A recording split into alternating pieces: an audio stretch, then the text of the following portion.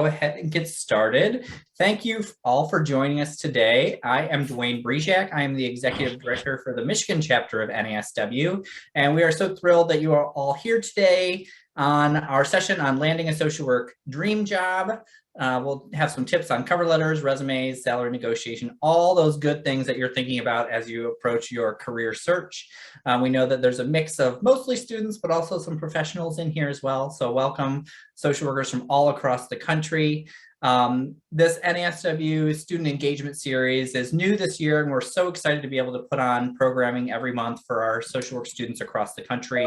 Hopefully this will be a way for you to share resources with one another. Feel free to use the chat box throughout today. If you have other good career tips, sites that you use, drop those links into the chat. We will make sure that the chat log is available as well as the recording after this session. So if you don't want your video shown on a recording, just make sure that you don't have your camera on. We will have our presenter pinned, and we will have some resources for you throughout today. We will have a pretty large group of folks joining us this evening or afternoon, depending on where you're zooming in from today. So please keep your mic muted if you're able to, and we will have lots of time, hopefully, for questions at the end. But I would like to turn it over to my intern, Grant Vermilia, from Siena Heights University, to kind of walk you through how today is going to go and turn it over to Michelle. Yes, thank you, Dwayne. I'm really excited for today. As Dwayne said, I'm the BSW membership intern for the NASW chapter in Michigan. Part of my role is to get to do and set up cool events like the one you all are attending tonight. But I'd like to let you know that we do have another part of this series happening next month. We'll be having our Social Work Month Student Town Hall, and we'll have a really cool group of panelists of students representing all over the country. That'll be a lot of fun.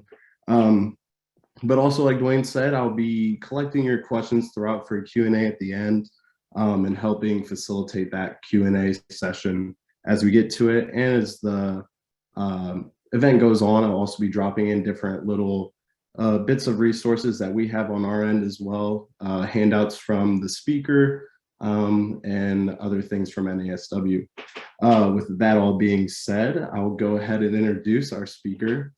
We have with us Michelle Woods, licensed Master of Social Work in Clinical and Macro Practice, and is the Director of Career Services at the University of Michigan School of Social Work.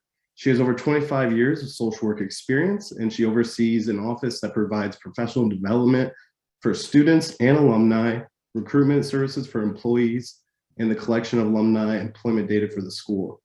As a part of the Office of Student Services, she assisted with the recruitment, admission, and financial aid distribution for MSW students.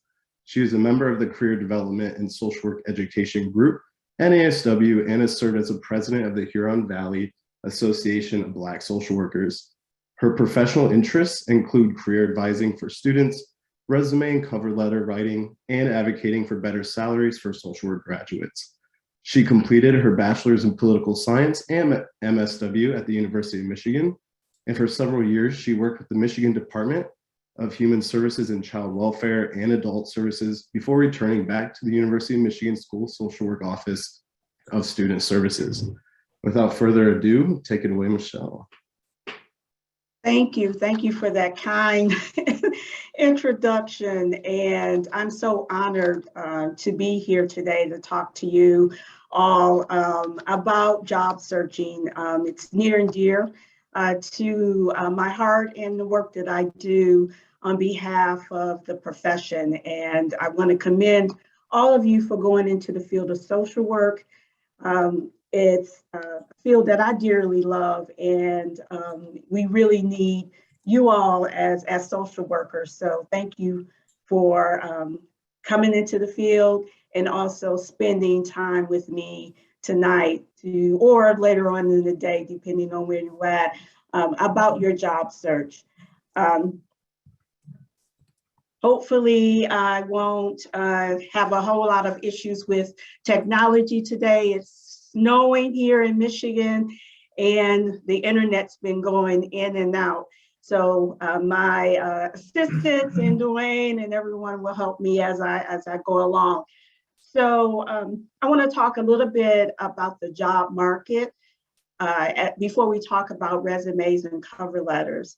You all are in a very unique and good position as social work graduates. The field over the last year has grown in terms of opportunities from employers who are looking to hire social workers.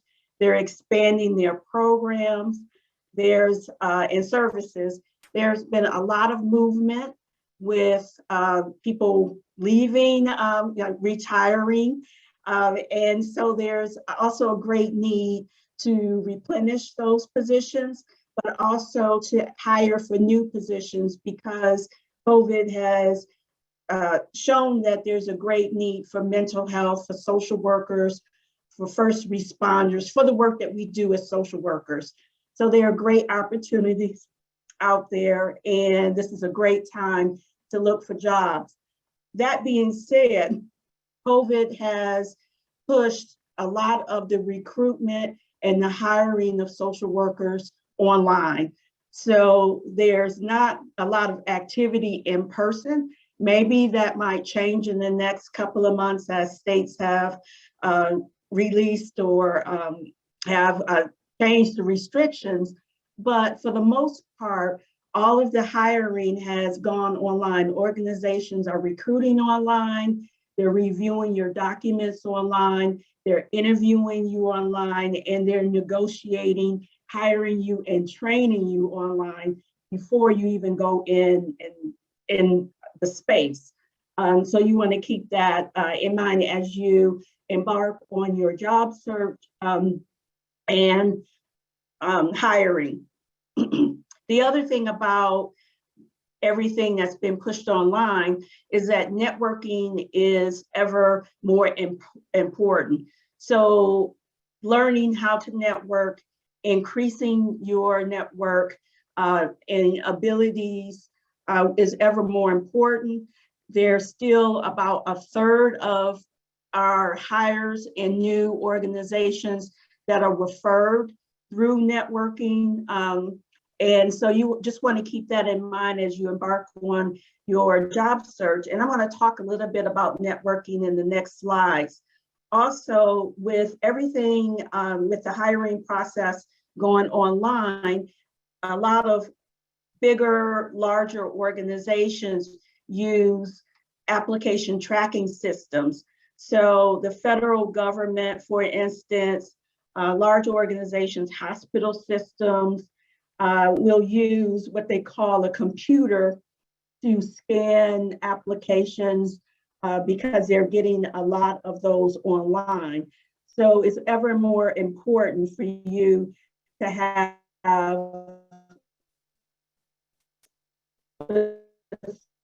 specific and tailored documents. It should be tailored so that you are seem like a good fit for that organization. And so we're going to talk a little bit about resumes and cover letters.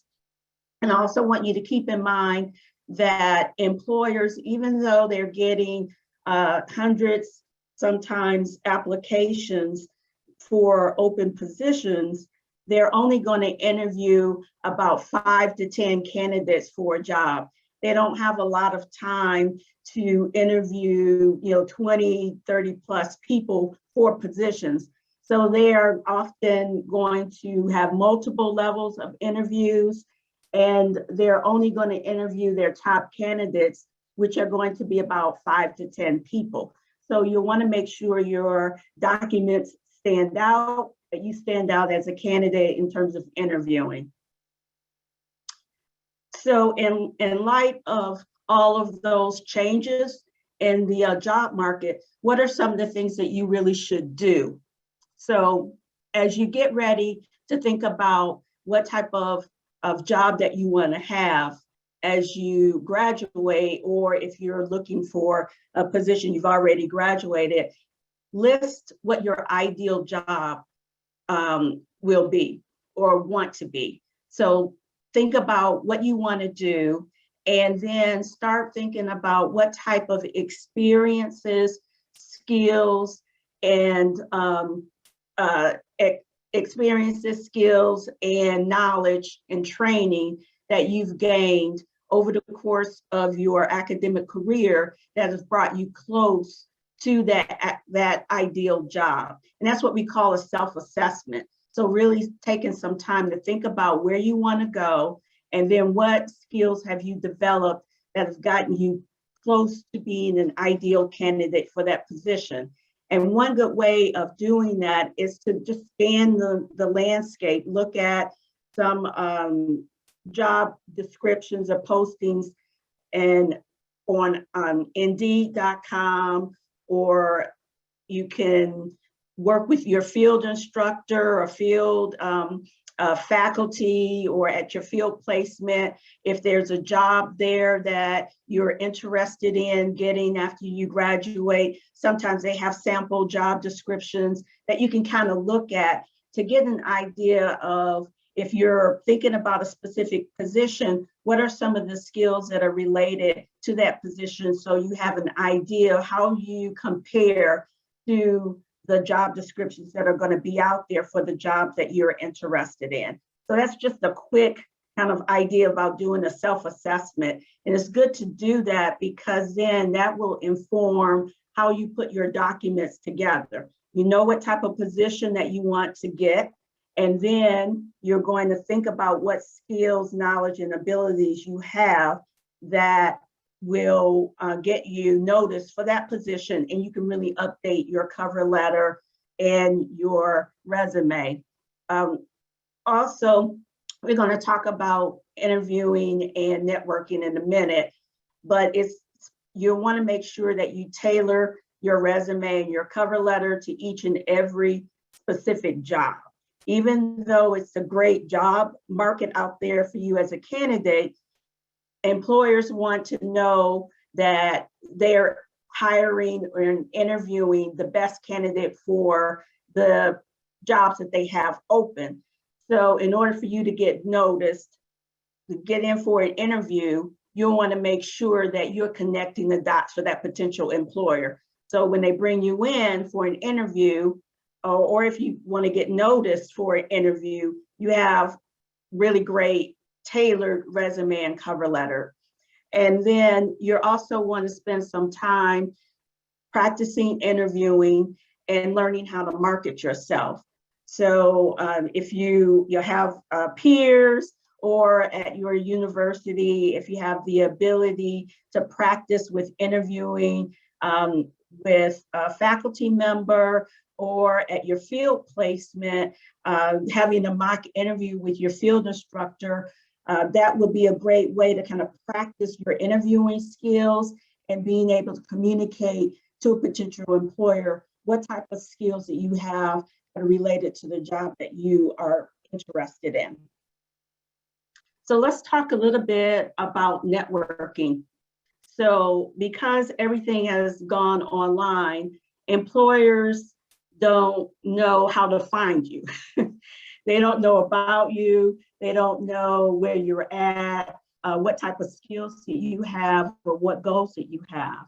So networking is your ability to get yourself out there, to let those in the industry of social work know about you and what you're interested in and what skills you have. And there are many different ways that you can do that. So certainly social media is a great way to have a presence out there online. So developing a strong LinkedIn profile where you talk about your education, your experiences, what your goals and talents are. With LinkedIn, you can also have recommendations that individuals can write that you can post on your LinkedIn profile. So creating a way that employers will know a little bit about you is a great way to kind of let people know what you're interested in and what skills you have. And some employers will find you on LinkedIn. Some of our graduates of our program have gotten recruited just on LinkedIn by having a strong profile. Also, Twitter is a great way to make connections with people, to follow those in the industry that you're interested in, and then also to connect with other professional organizations or people in the industry, just to have an idea of what's going on, to make comments, and to make connections. The other way of getting out there and networking is just with your alumni association. Many of you are finishing BSW programs, MSW programs, and have the ability to connect with alumni from your own programs. And oftentimes you will have an alumni board of governors as part of your social work program, or an alumni association as part of your school, where you can reach out to them to make connections with alumni from your program who are working in the field of social work, or an area or an organization that you might be interested in. And it's a great way to get out there to do informational interviewing. Informational interviewing, for all of you who are not familiar with that, it is just basic research that you do with a person who is doing a job that you're interested in doing, or with a company that you, or organization that you're interested in working at. And you spend some time trying to investigate who are those people. So it could be an alumni, or if it's an organization, it could be a social worker at an organization that you're interested in. Say that you want to work as a hospital social worker at University of Michigan Medical Center, or Michigan Medicine as we call it. And you go on to the website at the University of Michigan, Michigan Medicine, and you look and see that they have a social work department at Michigan Medicine. You can reach out to the social work department because they have the information online, and ask. They have the email, phone number. You can request an informational interview. And really an informational interview is just you saying, I'm interested in the work that you're doing, or the company or organization that you work for, and I'm about to graduate from my bachelor's of social work program or my MSW program, and I'm interested in interviewing you and asking you questions about the work that you do. And most people will say yes, they're willing to share information about their career path, especially if they're an alum. And social workers really want to help other social workers, so they remember what it's like being a student and trying to look for your first job. So most people are willing to take some time to have a conversation with you about their career path. And that's what informational interviewing is. So I really stress, I put that down there twice in that slide, but you want to do that as part of your job search, so that you have some way of connecting with people about the job market. An informational interview is a great way to find out how an organization hires. You can find out what the average salary is, just because you're just interviewing that social worker about their experience. So you're also, as part of networking, want to take out some time to make contacts. Don't forget about faculty, your field supervisors, field instructors. They're a great resource for you as you think about what you want to do. Also, professional organizations like NASW, just like Dwayne was saying earlier, they're going to put down information in the chat on other opportunities within NASW. So making connections with professionals at trainings, workshops that are upcoming, specific types of conferences. So NASW has conferences that they offer, and it's really a way to make your presence known. So we're going to talk about cover letters. So when you are thinking about what type of job that you want to have, it's good to craft a template of a cover letter and a resume that you're going to tweak and use for jobs that you're going to apply for. And a cover letter is typically just one page. And it has three main parts to it. So the cover letter is usually a business, one page, and we call it a business letter format. So meaning that you'll have your identifying or information at the top, your name, your email address, and maybe a telephone number. And then you would address it to the organization. And then you start off with a salutation saying, "Dear hiring committee," or "Dear specific person that you want to address your cover letter to." And then you have the body of the cover letter, and then you have your signature line at the bottom. So that's what a business format means. And I'm going to go to an example of a cover letter in a second. But a cover letter has three main parts.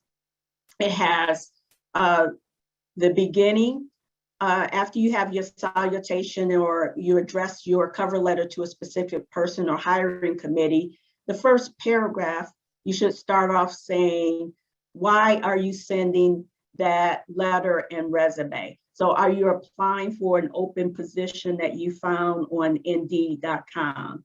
Did you get a referral from a colleague or a supervisor, and they want you to apply and they think you're a good fit for that position? You can put that person's name at the beginning of your cover letter, saying that this person referred you to apply for the job.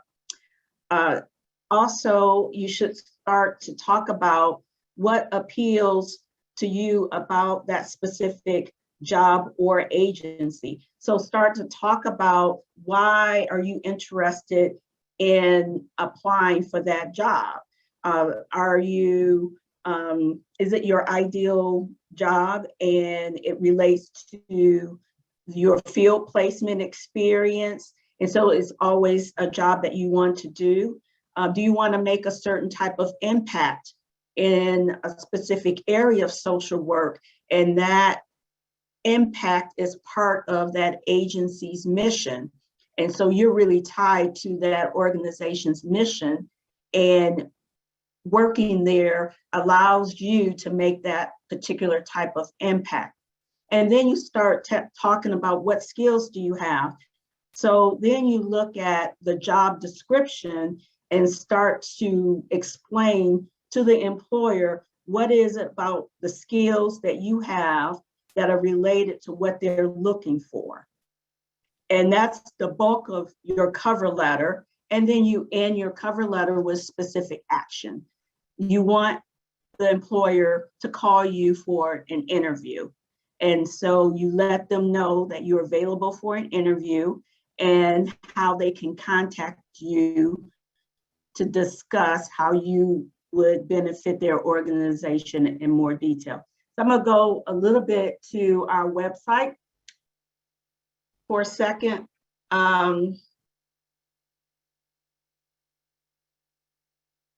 Let's see here.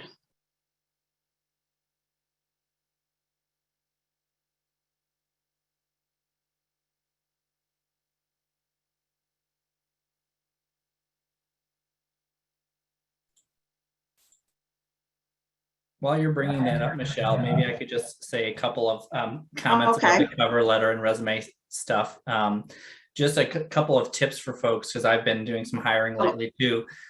Make sure to save your documents as PDFs when you're uploading them, because if you are using Word docs, sometimes that will change your formatting, and that can be very problematic when an employer opens it. And having your name also listed on your cover letter or resume document name is also helpful, because if somebody's getting 15 or 20 resumes and they all are just sent as resume, or like resume 1, resume 5, right, it can sometimes get lost in the pile.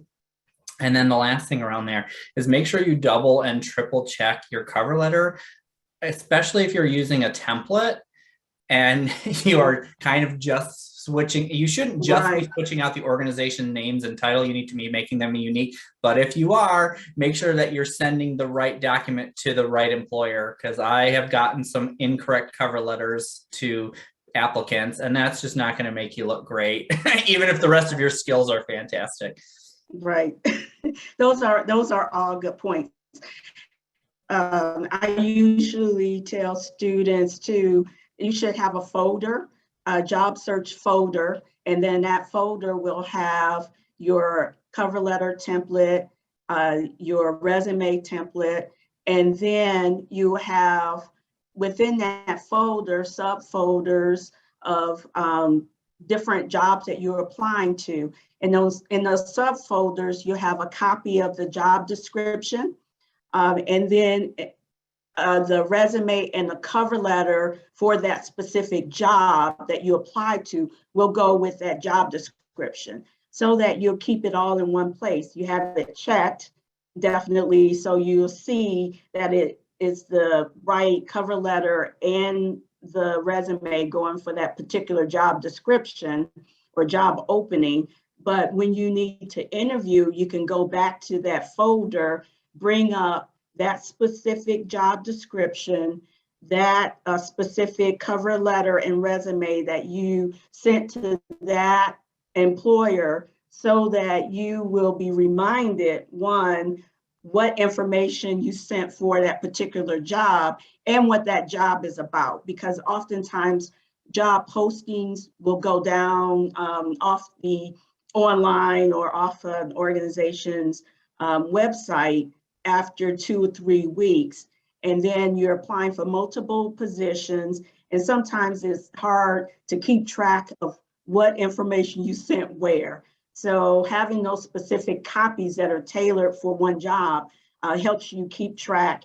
And it also helps you remember what information you sent where. And you can refer back to it. You get called for an interview, you can go directly to that folder and you have all that information you can review. Right here, excuse me, is our University of Michigan, and this is available to all of you. U of M is a public institution, so anything that we have on our website is open to the public. Unless it's related to the internal workings of the school social work, that's hidden.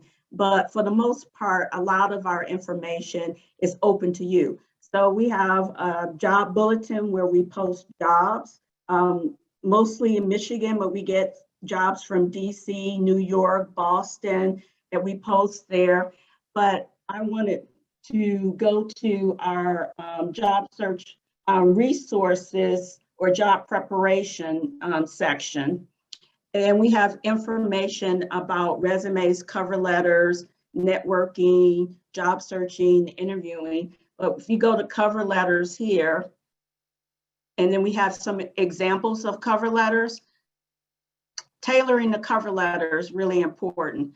So when I talked about you want your documents to stand out, one way of doing that is making sure that you tailor your resume and your cover letter for each job that you're applying to. And this is an example that we have on our website where we have an example of a job description that is open. And then that's on the left-hand side if you are looking at your screen. And then on the right-hand side, what we did is produce a sample cover letter that you could put together that answers the ad or the job opening. And so we highlighted specific keywords that that organization had in the posting and incorporated that based on, experience and skills and knowledge of an example of how you would tailor a cover letter. And so, as I was saying, you have your contact information up at the top, your date, the organization that you're applying to, dear hiring committee or a specific person. Should never put to whom it may concern, because it's just less, it just says that you just want your information to go anywhere. And so this lets someone who is opening your information know specifically where you want your cover letter and resume to go and what position that you are looking at. And then you go into that, the person is introducing themselves, that they're applying for that specific position.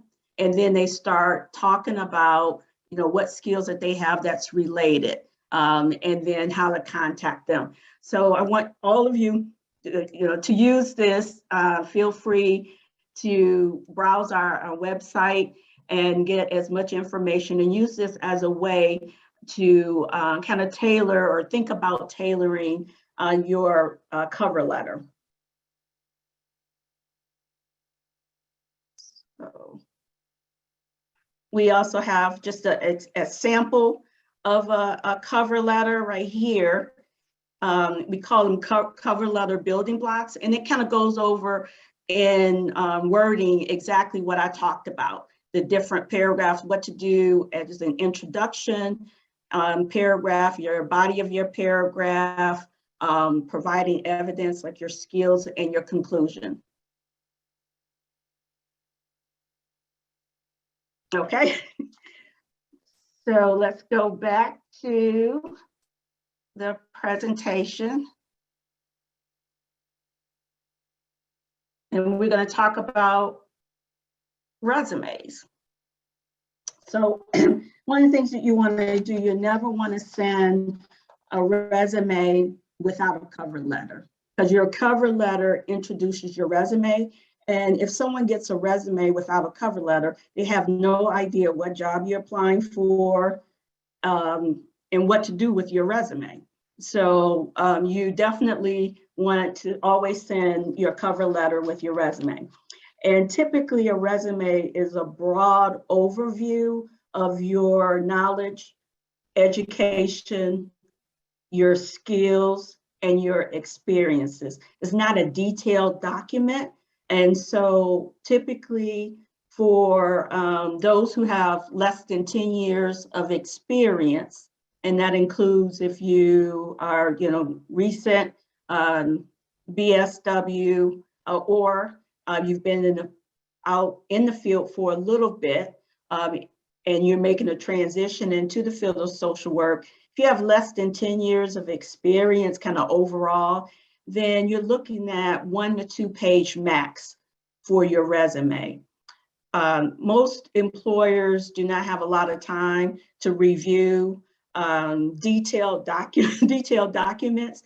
And so the more concise that you can be with your document, the better. They're typically reading your cover letter, and then they're scanning your resume for key experiences that they can glean from your resume that is related to the job that they're trying to fill. So you want your resume to highlight your skills, your knowledge, your accomplishments, in very concise wording.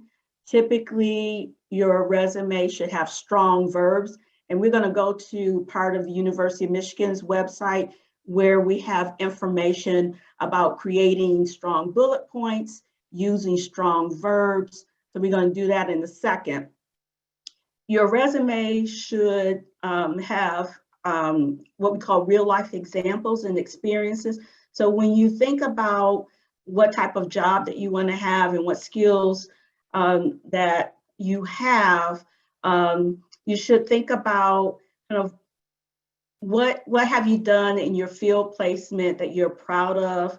What have you learned in your classes that you have gravitated to? Have you created a research project? What kind of accomplishments that make you distinctive?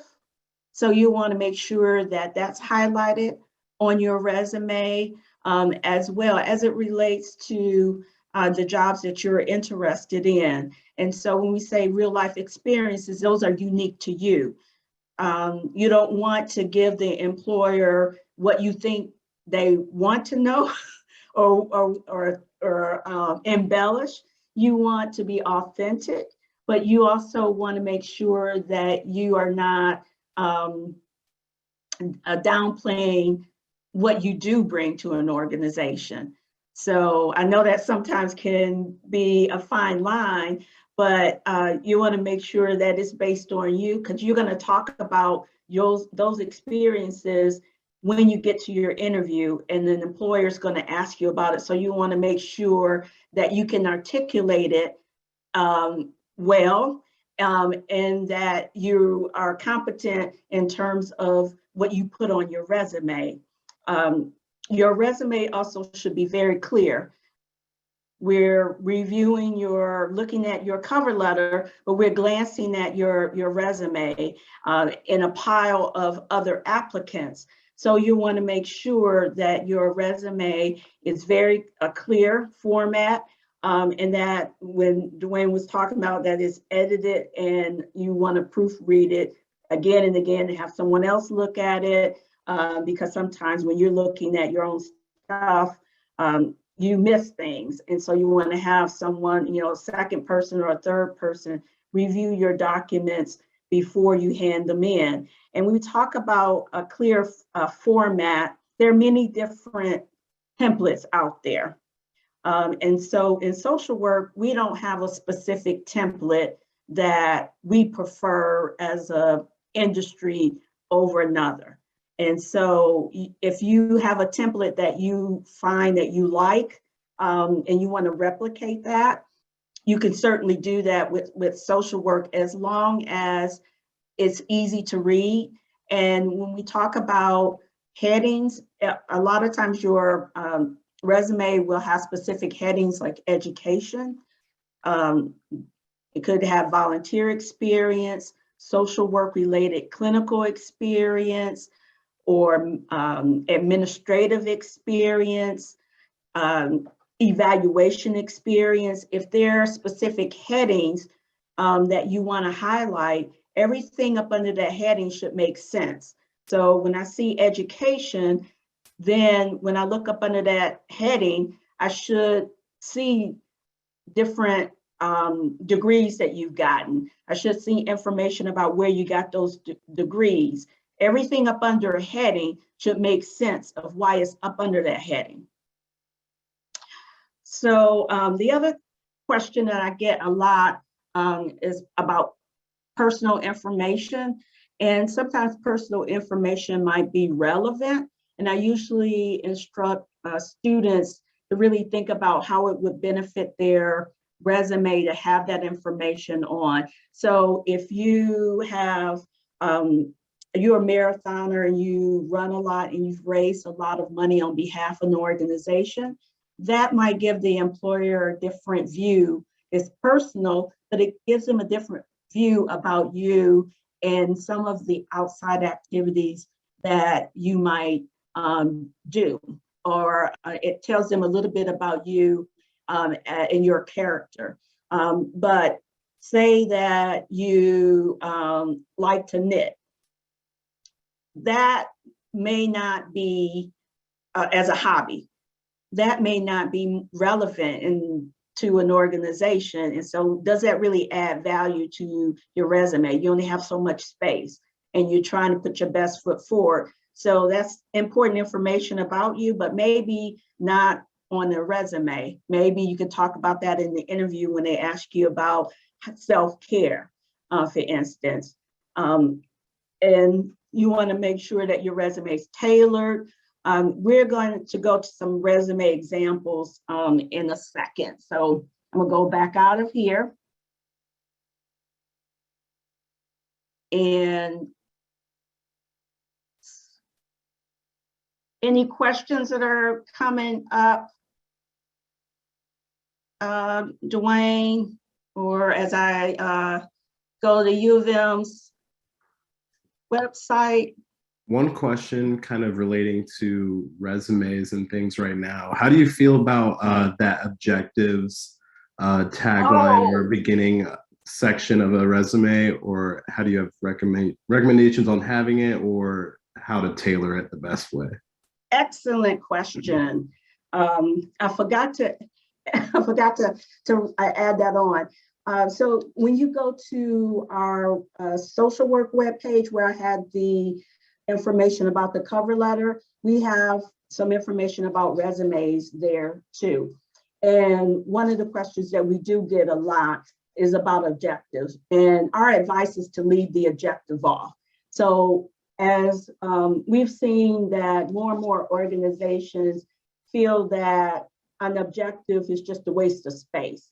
Your cover letter really gets at your objective, because your objective is to get an interview in a specific job.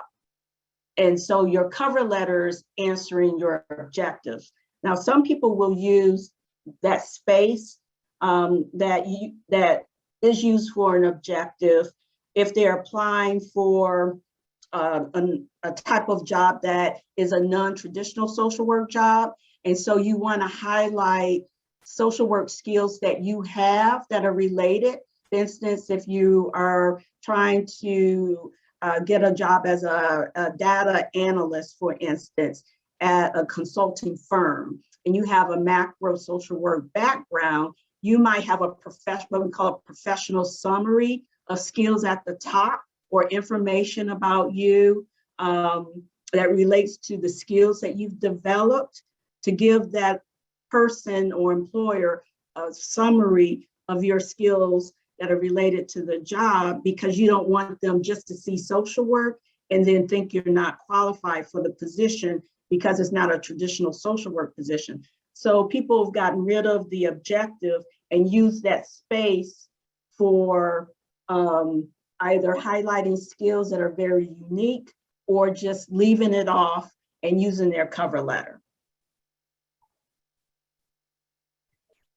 Thank you. So here is the University of Michigan Career Services, and we collaborate on a lot of different resources, and this is all open to the public. So here they have information about cover letters and resumes. We're going to go to the resume section.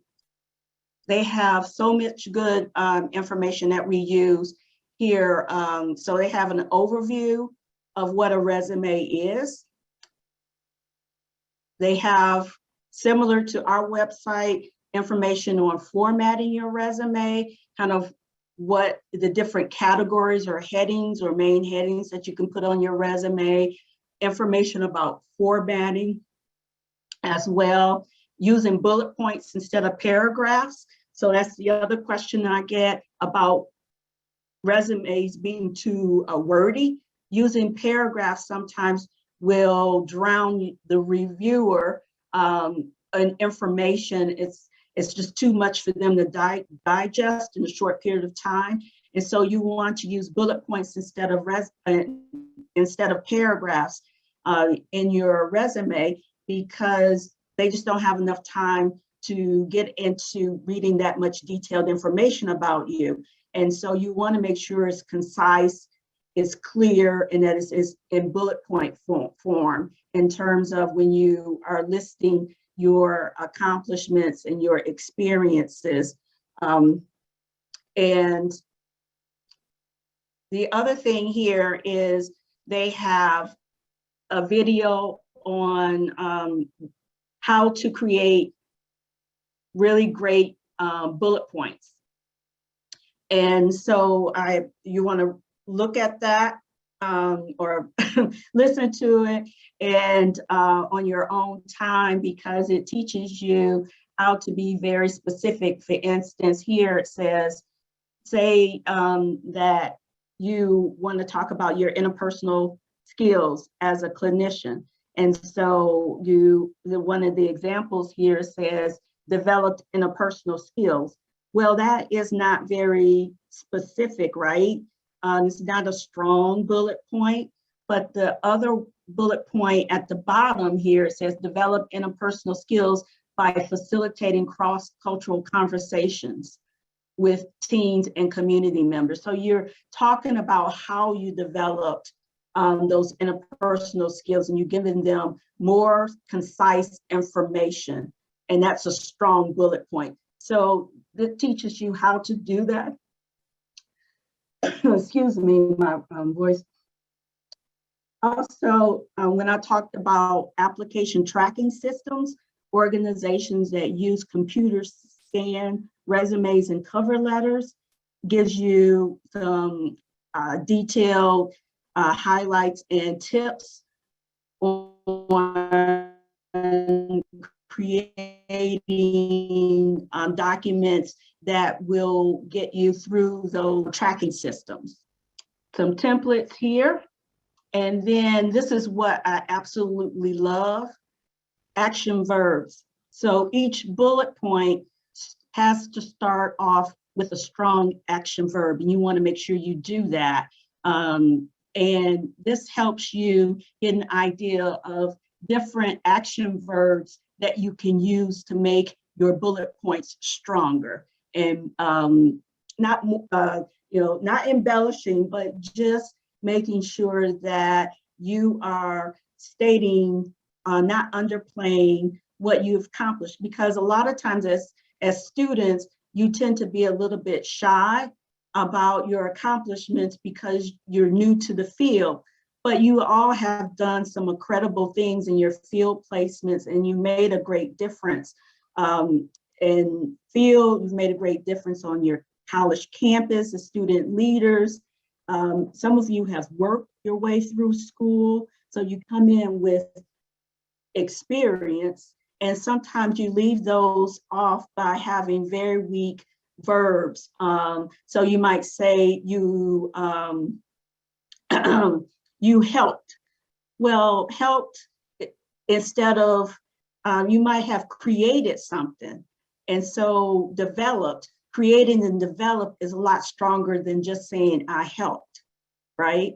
And so this is great that for you to use to really strengthen your bullet points and have it targeted at what you've done as you get ready, to apply for different positions.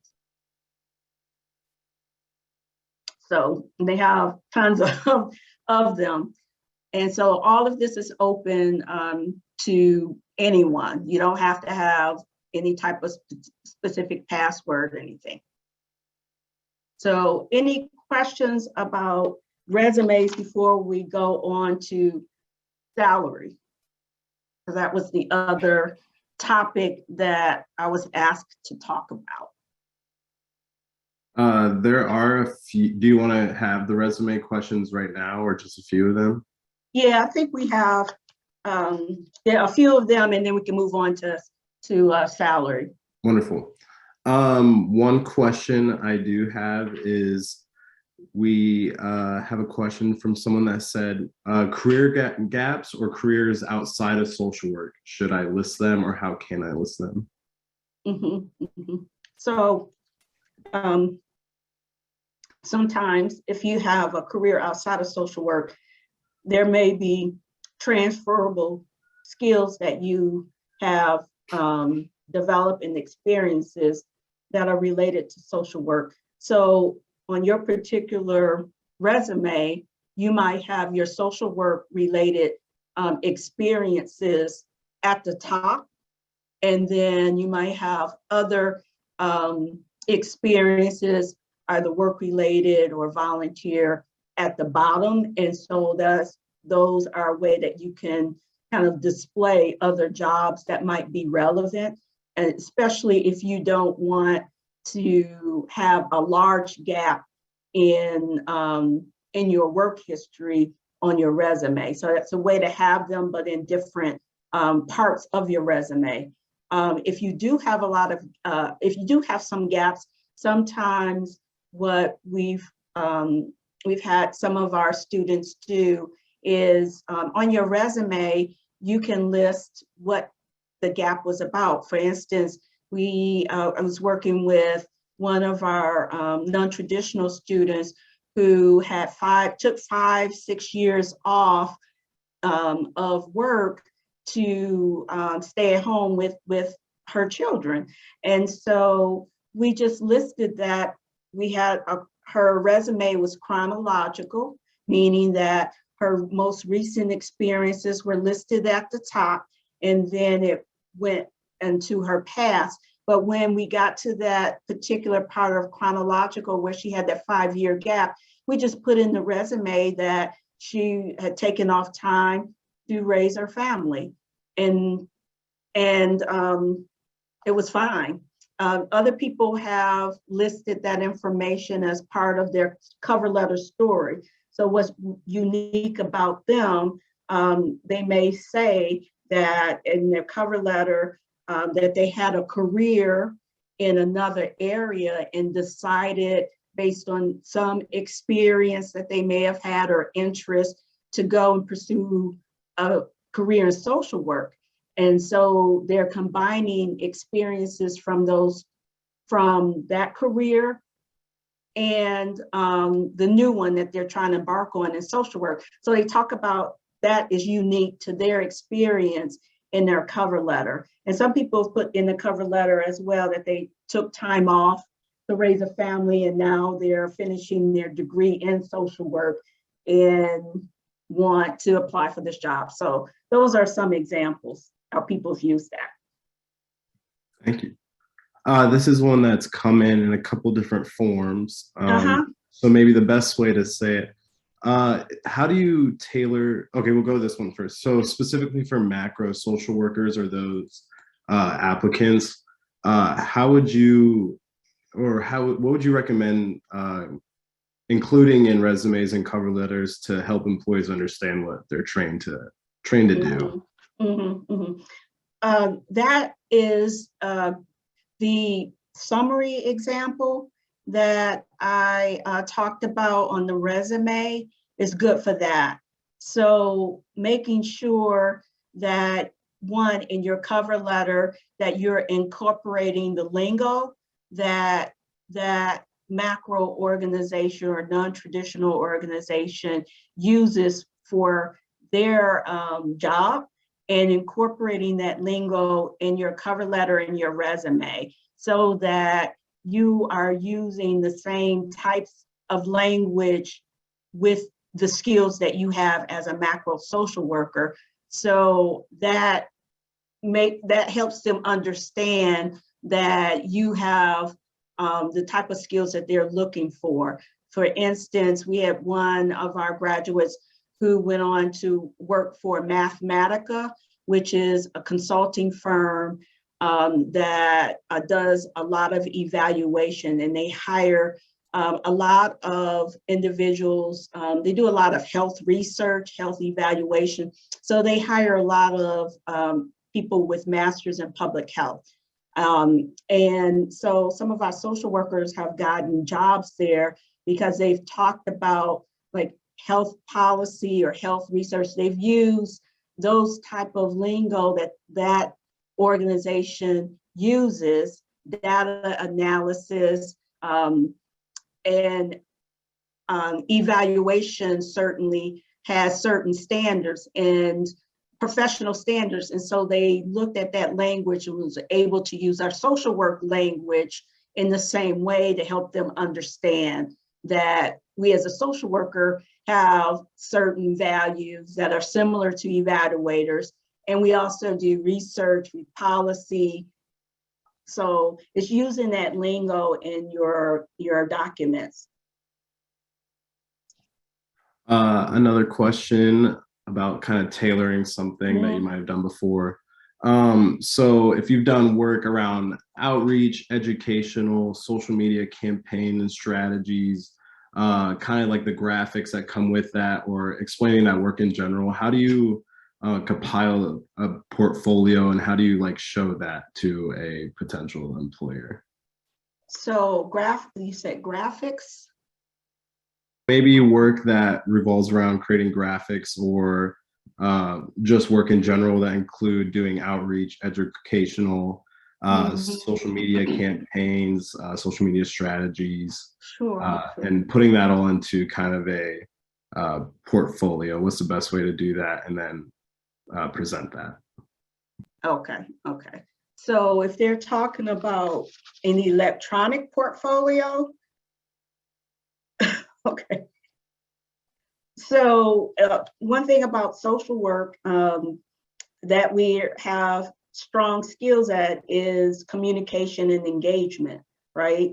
So on the electronic portfolio, you can talk about the social work, your ability to engage with the public in many different forms, to use communication in many different forms. And so those particular skills you can highlight and have examples if they're media related as part of an example of how you're engaged or how you've done outreach, how technology, and some examples of that in the electronic portfolio can link to what you've produced on social media or on different medium forms. So I hope I answered, I hope that was, because that's what I would do.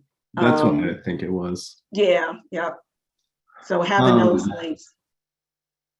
Another question that's kind of come up multiple times was if say I'm applying to, or how do I tailor my cover letter and resume in a way that allows me to apply, maybe through a system that allows me to apply to multiple positions in one location or jobs that I'm interested in? So if you, I think you still have to have separate cover letters and resumes for each job that you're applying to, even if that organization has different departments and different jobs open. Each job position that you're applying to deserves its own cover letter and resume, because I may not, as a hiring committee, it may be separate and not sharing the resumes and cover letters that come in for a particular position. So you just have to have separate ones, even if it's through for positions at multiple positions at the same organization, is what I'm getting that person saying.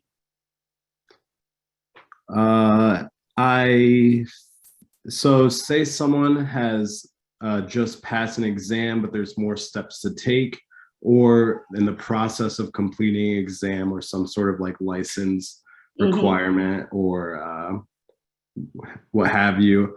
How would you go about putting those dates on a resume? Say they're not complete, but in progress, or they have been completed, but there's a few more things to do before it's all official. So usually if you have a license that's pending, and there's just a couple of more steps that you need to do. For instance, you applied for the, we have a limited license social work here in Michigan, either macro or clinical distinction. Say that you have turned in your application, you completed your background check, but the last thing that you need to do is to submit your final transcripts. And then once you have your final transcript, you will have the limited license. So you can, on your resume, put that you have up under, you have your education section. Some people up under that will have credentials or certifications and training. Some people will have limited license, master social worker, pending. So that's a way that you can indicate on your resume that a license is pending. You can also put some information if in your cover letter, say you're applying for a hospital job and a hospital social work job really wants you to have your license before you start. And you want them to know that you have applied or you're moving across country and you want them to know that you have applied for a license in that state and that you're pending. So you could put that detailed information in your cover letter, typically kind of in the beginning paragraph when you're stating that you're applying for a particular position that you're interested in, and you're letting them know that you're going to graduate with your master's degree in social work or bachelor's degree in social work, you can indicate where you are in the licensing process in that paragraph. What I would not put on if you are switching from one license level to the next license level, and there's a lot that you need to do in order to accomplish that, then maybe that might be something that you would discuss in an interview. That's a little bit too complicated to kind of put in a resume or a cover letter. Okay. All right. So those were really good questions. So salary negotiation, I know that's a hot topic. And one great thing that I talked about is that employers are looking to hire. And so they're willing to do a little bit more negotiating. So I think you have a lot going for you all in looking for jobs at this particular time, because employers are looking for really great social workers. And if they feel that you're a good fit and you're getting an offer, then I think you have a little bit of negotiating power in that process. But some of the things that you want to do as you are doing your job search, you sit down and create your own personal budget so that you have an idea of how much money you need to live off of. So all of your expenses, living expenses, health, insurance, how much in loans that you have. And I know it can be very scary, but one thing this exercise does, it helps you get comfortable with numbers, and it helps you understand how much you need to live off of and how much a particular salary will stack up to your expenses and what you need for yourself. It and also helps you know a little bit about what you might need and how a benefit package may affect your salary as it relates to expenses like health insurance, retirement, all of those things that come with the benefit. So create a personal budget. If you don't have one already, do that, certainly. And then the next thing you want to do, even before you start applying for jobs, you have an idea of what type of ideal job you want to have. What are your goals? Start researching the market on what is the market, rate or pay for the type of jobs that you're interested in. And you will find that you will see a range out there, meaning that it's not going to be one specific dollar amount or salary amount that's going to be consistent. You're going to find some large organizations that may pay more for that particular position versus a smaller nonprofit may pay a little bit less for the same position. So organizations have different funding streams, and they have a range of salaries that are floating out there for the same position. But you definitely want to know what that is, right? So that you have an idea when you go in to negotiate, are you getting a reasonable offer from an organization? How does that stack up with the market rate? And then how much room do you have to negotiate that's reasonable? So if you know that a particular job is paying $45,000 to $52,000, you're not going to ask for $85,000 if someone asks you what salary are you looking for, because you've done the research and you know that 85 is not realistic, right? So you're definitely, excuse me, want to do that. And I have some different places that you can look for that information, like salary.com. Glassdoor has a lot of information about organizations, especially nonprofits. The Bureau of Labor Statistics is a great website where the federal government tracks different salaries for occupations. It also has workforce development information, long-term trends there. Let's go back to our informational interviewing. As you are interviewing organizations or alumni or social workers in the field, that's a great informal setting to ask what the salary range or expectations are for the positions that you are interested in. That way, you kind of get an idea and you are not having to, kind of rifle through whether or not an organization has that information on a job posting. You're getting that information from someone inside that organization, right? Some people have gone through and they've just called and talked to other organizations that they may not be interested in, but they're doing informational interviews with that organization and just getting the idea of what the competitors are paying and using that.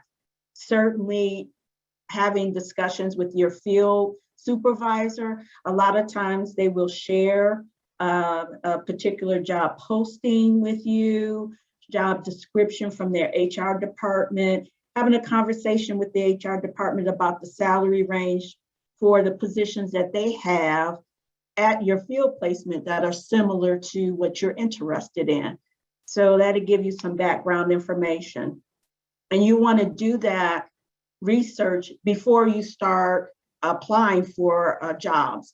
And the reason why you want to do that, because sometimes organizations will ask you about what your salary expectations are. They may ask you in an interview, what salary are you looking for? And you want to have done that research beforehand. You don't want to get in that situation and not know. You want to also take some time to learn some basic lingo regarding salary. So when someone asks you about your salary history, they are asking you, what type of money did you make for different jobs? And typically they want your salary history on an internal, like an application that's in the database that you have to fill in for each job or experience, or they want you to list your salary history on your resume. Now, there are a couple of states out there like California where they have made it illegal for organizations to ask you for your salary history. So if you're from those states, you don't have to do that. They're probably taking that off. But in Michigan and some other states, they can still ask you to put that information on your resume and submit it with your job application, or have you fill out a database and list it. And even if you have an internship, you would just put none paid as a part of your salary history for a specific position. And most organizations want to know your salary history so they have an idea whether or not they can afford to hire you. So if you are switching jobs and you've been out in the field for a long period of time and you're making a lot of money, then sometimes an organization might be reluctant to hire you for a entry-level position, say at $44,000 when you've been making $100,000. And so that is why sometimes they will ask for that information as salary history. Salary expectations, if you get into an interview, sometimes an organization will ask you, what salary are you expecting? Just directly in the interview. And so you should give them a range or have an idea of what range. You don't have to give them one specific amount because sometimes you might be tied to that one specific amount. And so you can give them a range for a position and let them know that you are willing to negotiate that range if offered the position. But that's when someone asks you your salary expectations, that's what they're asking you.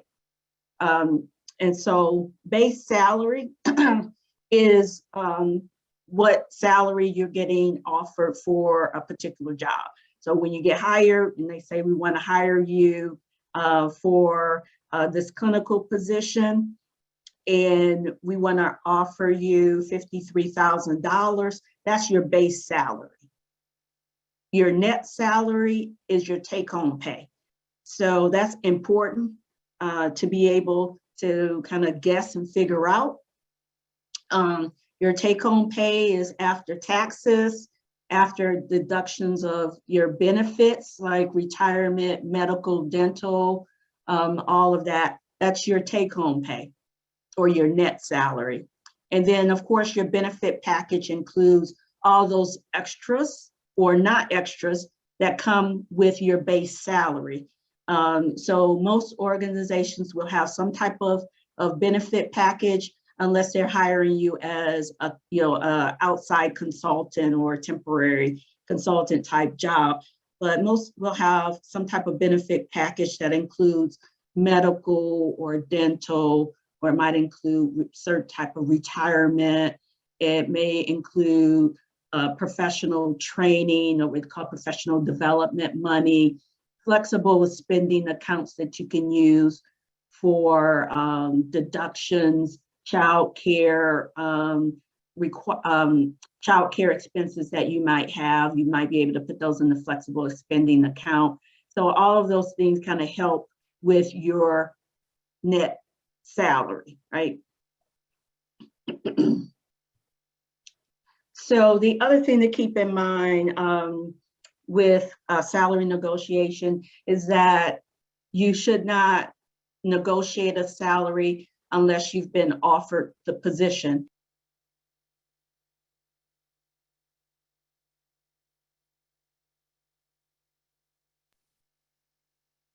Did I just, okay.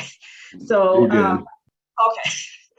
So typically you only want to negotiate a salary if you've been offered the position. And an organization will, you'll get a call from that organization's HR department, supervisor, or recruiter, depending on the nature of the position and the hiring process. So say a recruiter or a person from the HR department will call you on the phone, or they will send you an email stating that they would like to offer you the job X at X amount of money. And so that's a formal offer. And then they'll get into what their benefit package is, when they want to hear back from you on your decision. So you only start negotiation after that point, because if you start negotiation before that point, you haven't been offered the position. So you're getting ahead of the process. If you accept the job right away, then that's the end of the negotiation. You've already said yes, and don't stress about it. It happens. But that's the end of the negotiation if you said yes, and then you've already set a start date, okay? But so you only negotiate after you've been formally offered the position. And in that offer, typically you want the organization to offer you the job at a specific amount of money. So there's a number for that position, a salary that they're offering you, and then you're going to start negotiating from that point.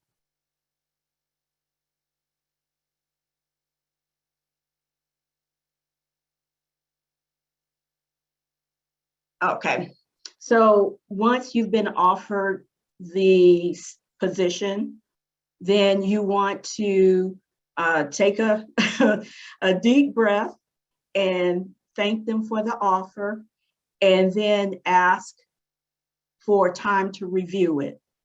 And that gives you the ability to go back to your personal budget to review that. It also gives you the time to look at their benefit package and how that may affect your take-home pay. Gives you the ability to have a discussion if you have a partner and you need to discuss expenses and everything with them, how that affects your family or your partner. It also gives you enough time to write down what you want to negotiate and why you want to negotiate those different points. So it keeps you clear. And most people will give you time. Most organizations will give you time to look over it, and they don't want, they're not going to demand for you to say yes or no at that point. They will give you some time to look over the offer, all right? And so when you get some time, you're going to write down any adjustments that you want to make. So meaning that if you want to negotiate the salary, which you do always want to do that, you can decide how much you want to counter offer based on either research that you've done regarding the market rate. And so you want to be paid higher than what they're offering you because you researched and seen that the market is paying much higher for the position. Or even if you got a really good offer, you can still ask for a little bit more because you are in a position where they are making you an offer and they want to hire you, and you can state that you come with specific types of skills, abilities, and they may be able to offer you more, even more than the highest offer that they have right now, because they do have some wiggle room, most likely, to work with you on that. So it's good to ask. And sometimes organizations, they may be strapped, if it's a smaller organization, they may be strapped for money and they can't offer you a little bit more, but they may be able to make some adjustments down the road. You may be able to get a signing bonus, or they may be able to review your offer a year out once you do an annual review. So you never know, it's good to ask. And then you also, if there anything that you want to negotiate in terms of benefits, your start date, or anything like that, write that down so that when you call them back, you have written down everything that you want to negotiate and why that you want to negotiate that. So some of the ways that, or benefits, or to negotiating, or what you have in your pocket, is that one, they're making you the offer, so they want to hire you. The climate is in your favor. Review those knowledge, skills, and your personality strengths that you come with. Emphasize those as a way of wanting a bump in the salary offer, because that is a reason why they want to hire you. And so emphasize that, especially if you make or save other employers money. If you improve the application process for an organization, or screening process, or you've done anything that improves an organization's way of doing work, is a way that you potentially have saved an organization money. And so those same types of skills you can bring to that organization. So that is a reason why they could pay you more money, is that you could save them money in terms of processing and all of that. And so when you're writing down what you want to negotiate, you're writing down the reasons why you think you should get that higher salary. So some benefits aren't negotiable, so you want to just keep that in mind. They're fixed in the sense. So typically organizations have medical benefits. Usually they have a set amount of providers that they work for, that they have contracted with. And so it's not like you can get a different vendor or organization as part of, a medical insurance provider as part of your benefits. So you can't change that. retirement. Usually organizations have a certain type of retirement structure that they offer. Usually that's not negotiable. Holidays, typical holidays that are off, usually those are fixed. So keep in mind that it's really difficult, if impossible, to negotiate those. Some benefits can be negotiated, meaning that how much vacation time or when you can take vacation. Sometimes, depending on the organization, you may be able to negotiate either more vacation time or vacation time earlier if you have already scheduled time off and you're new to the organization. Getting that release time up front is good. If you're taking a family vacation or something like that that's already scheduled, then you can maybe negotiate that time off prior to starting. Your start date, many of you are finishing BSW programs, MSW programs, moving across the country. So you may be able to negotiate when you start. Working from home, we're seeing the ability to negotiate a different work schedule. So time in the office versus time at home. Many organizations are looking at that, or remote work versus other types of work structures, and the equipment to help support that remote work, providing you with the computer, with the phone, and all of that as part of your package. Some of you might go into private practice, so trying to negotiate some of that as part of what an organization may be able to provide you, or some financial assistance for those extras that you have to pay out of pocket for, and like in the private practice. Professional development money, a lot of you will need that for licensure. So there's some organizations will pay for supervision if they don't provide it. That's something to negotiate or investigate, as well as some money for licensing exams, prep courses, remote relocating to a different part of the country. Some more bigger organizations may be able to provide you with a bonus or relocation costs. So those are some of the things to kind of think about as it relates to kind of what, where you are, the organization that you are getting the job offer for, what they have as part of their salary and benefit package, what you offer to the lot, and kind of writing all of that down.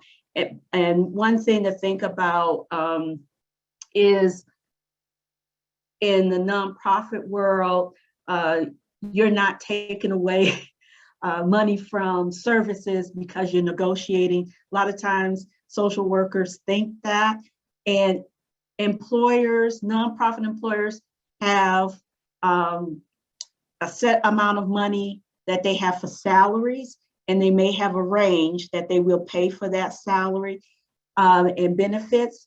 And then they have a set amount of money that goes towards services. So when you are negotiating your salary and they are working with you within their range, then you're not taken away from services because they've already put in that slot a range for that position. So I don't want you to think that as social workers, and sometimes we do.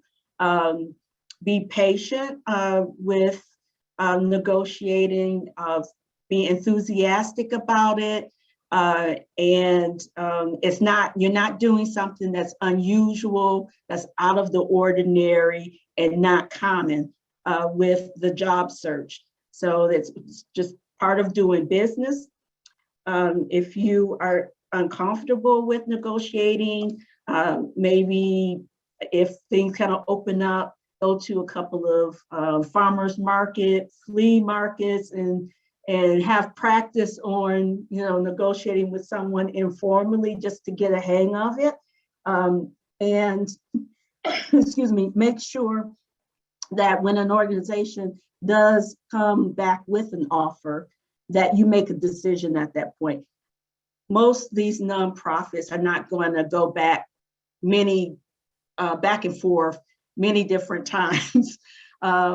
So if they come back with a counter offer of what they can do, they most want you to make a decision at that point.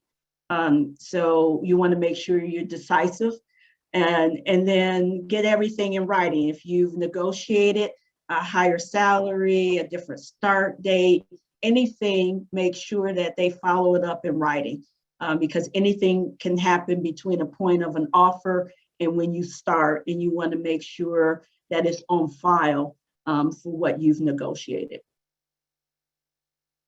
And then I have some examples of kind of what to say. And you don't have to kind of repeat exactly what I wrote here. It just gives you an idea of what language to use when responding to an offer. So, any questions?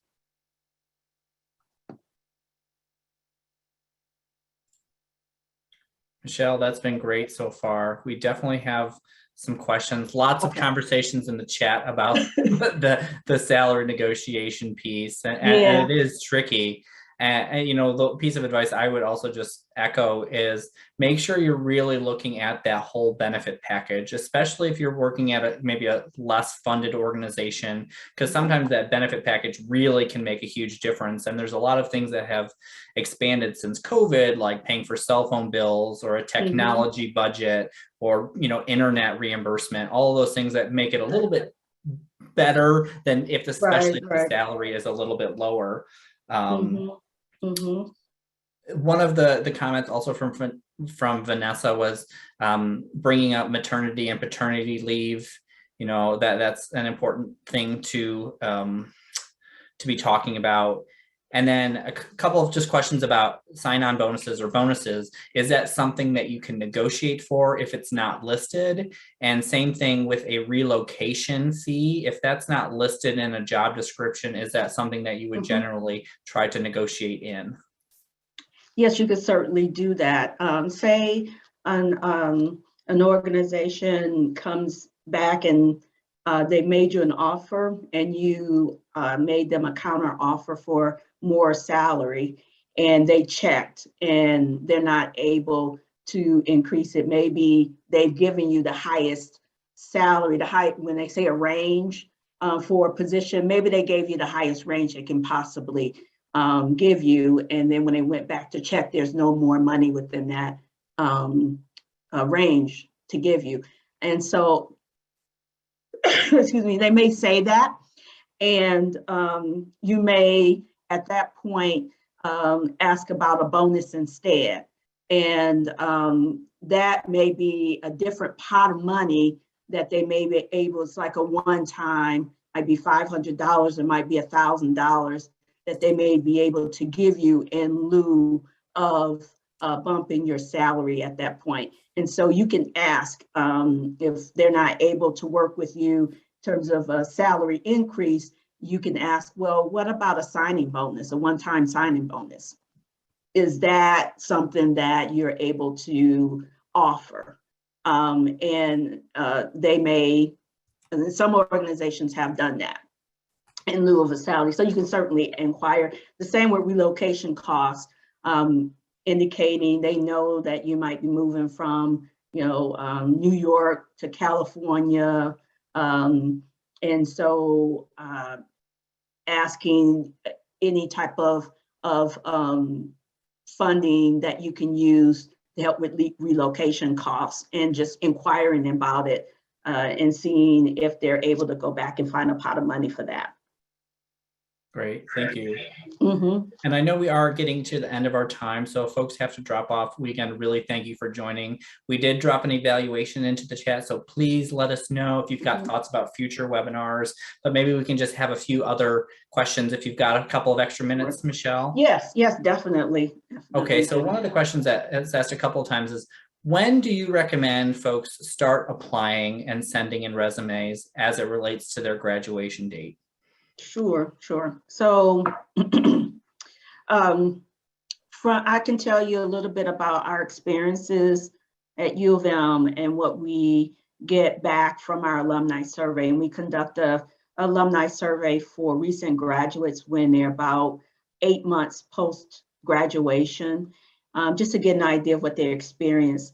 And so for our recent graduates, they're reporting that they're taking about 2 months to find their first job post graduation. So that's kind of the average, and that is for most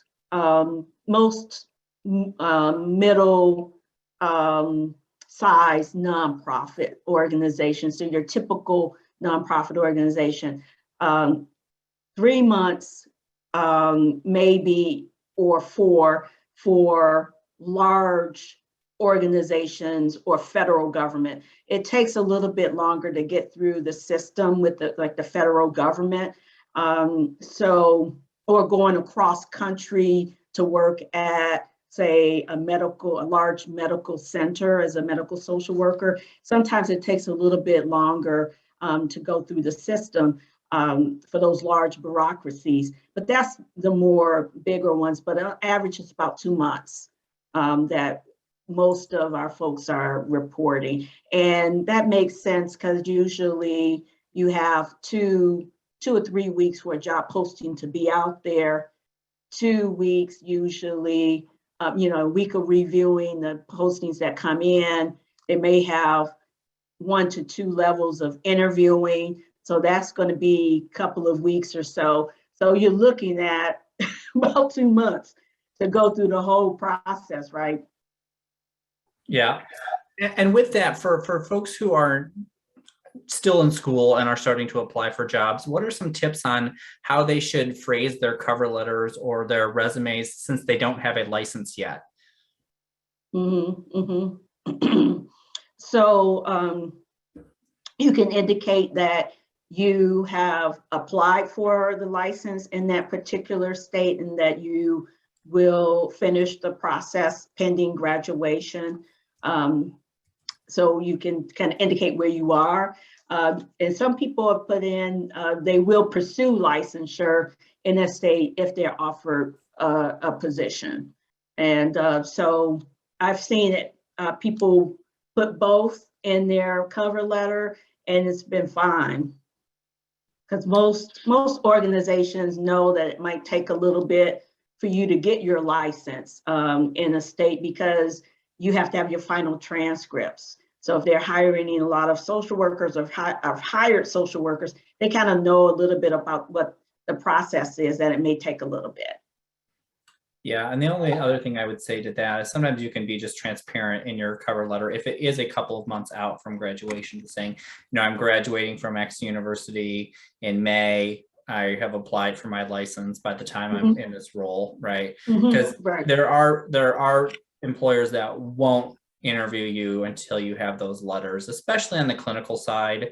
And so sometimes you may even need to reapply once you have your letters if you see that position is still open and you hadn't heard anything. I know that sometimes happens occasionally. Yeah. Another question that came through is it wise or recommended to ask about when salaries are reviewed or about annual performances during the interview process? Yes. So during the interview, they always ask you if you have any questions. And you certainly should always have questions for an employer as part of your interview. You're interviewing them as well as they're interviewing you. And so you can ask about the licensing, support for licensing in terms of supervision.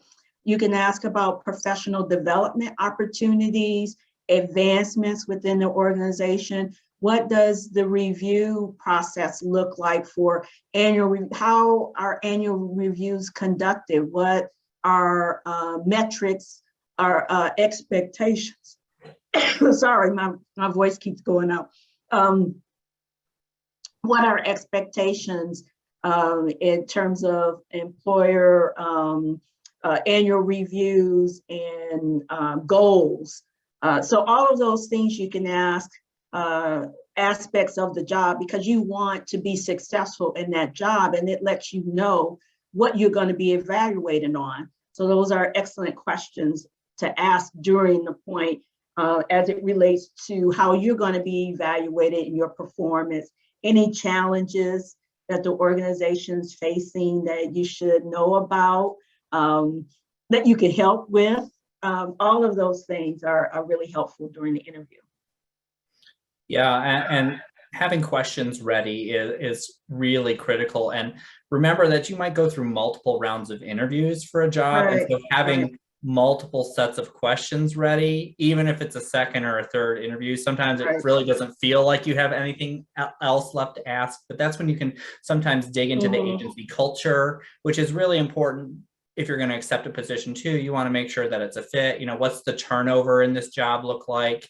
If it's a more clinical position, what does the case numbers traditionally look like? How do you as a staff deal with, incorporate self-care into your work? All of those sorts of things that you really want to know before you accept a position. Definitely. Grant, do you see any other major questions that we missed?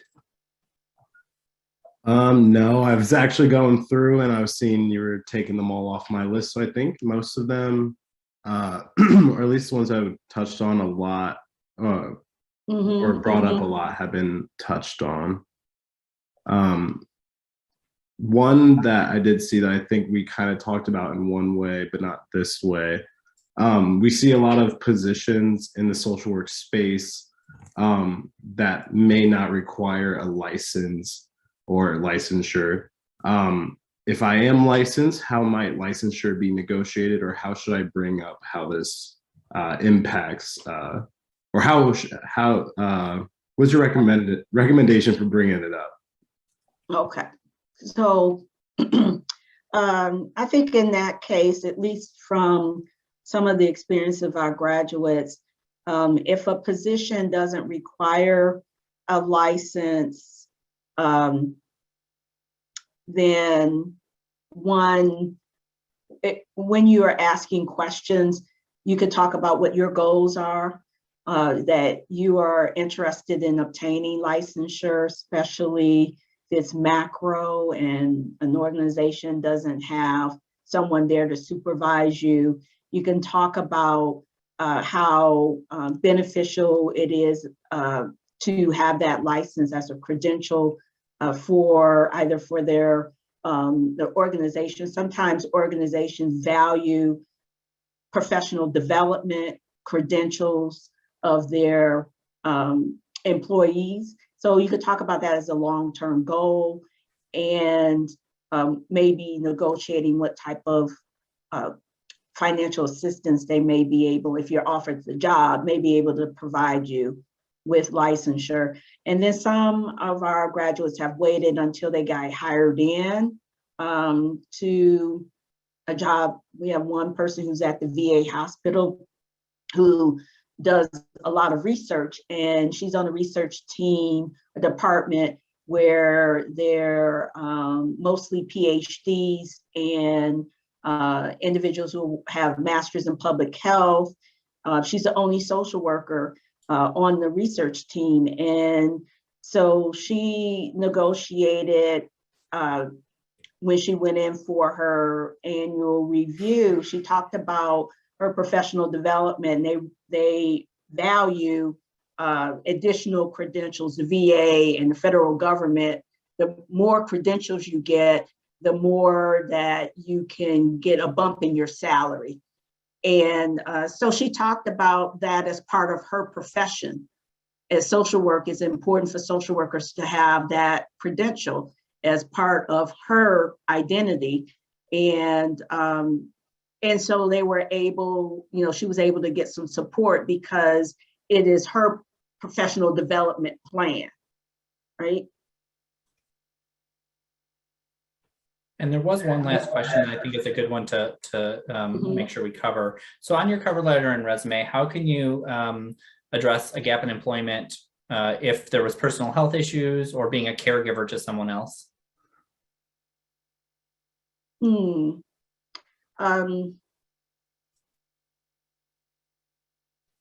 I think the same as if you took off time to raise a family. You can indicate that you took off time in your resume, have a little line there that you took off time as a caregiver for a family member. You can also have a different type of resume. There are some resume formats, instead of chronological, there's a functional resume out there. Functional resume, I didn't really talk about the different types of resumes, and I probably should have mentioned it, but a chronological resume is the mostly widely used resume. It has your list of jobs or experiences from the most recent to the past. A functional resume has different skills that are listed at the top. So you can have clinical skills, administrative skills as headings, and then your bullet points are related to those overall skills, right? So if you have clinical skills, the bullet points as clinical skills as a heading, then your bullet points demonstrate different ways that you have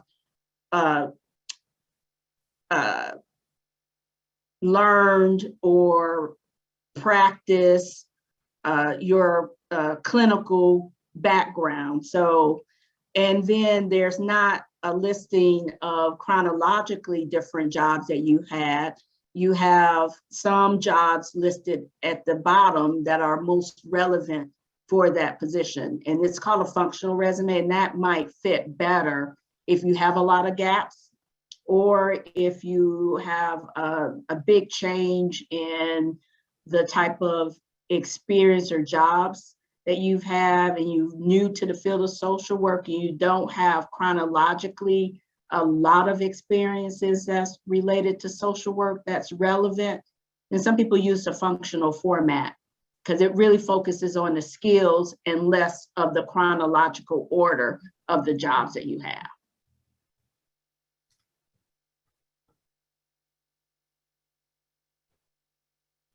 Great. And then one last question that came through.